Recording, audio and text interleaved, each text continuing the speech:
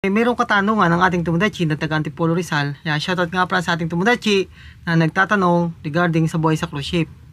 Ako si Tomodachi at ito ang buhay sa cruise ship. Bali ang katanungan ng ating Tomodachi na taga Antipolo Rizal kung paano ba daw mag-apply sa cruise ship. Bago ka makapag-apply sa cruise ship, kailangan makuha mo muna yung mga basic requirements na kailangan, tulad ng mga working experience mo.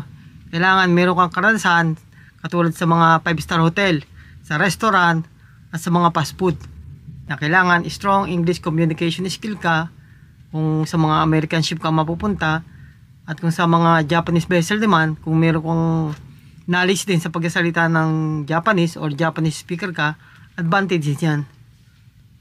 Mas maganda kung marami kang ibang lingwahe na alam. So kailangan physically fit ka rin, Tomodachi. Ihanda rin ang mga dokumento at mga training, valid passport, seaman book, yung SRB, SID, apply ka lang sa Marina, BT or Basic Training Certificates, SDSD, yung Security Awareness Training, NBI Clearance for International, Crowd and Crisis Management, saka PSCRB. Gawa kayo ng resume, kasama yung lahat ng mga training certificate, i-attach nyo. Pagkatapos, mag-apply kayo sa mga lehitimong agency o mga trusted na ahensya dyan sa atin sa Pilipinas. Katulad ng mga Magsaysay Maritime Corporation, bali sa may Kalaw yan, Safe Sharp, OSM Maritime, United Philippine Lines or UPL, Singa Ship Management, Royal Caribbean, RCCL, Carnival Cruise Line, MSC Cruises, at Norwegian Cruise Line. Bali ilan lamang yan sa mga legit na mapagkatiwala ang mga ahensya dyan sa Pilipinas, mga cruising industry.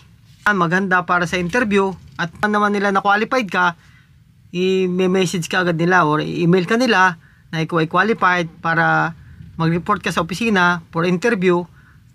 Then after that, magkakaroon ka ng medical examination. Pagkatapos, kapag ma-assign ka naman sa mga American base, kailangan mong kumuha ng US visa, yung C1D na US visa. Pero sa pagkuha mo naman ng US visa ng C1D, i-assist ka naman ng mga agency. Kaya nothing to worry. Sana makatulong mga Tomodachi. Diyan maraming salamat. Like, share, and subscribe para po updated kayo sa mga susunod pang mga vlog.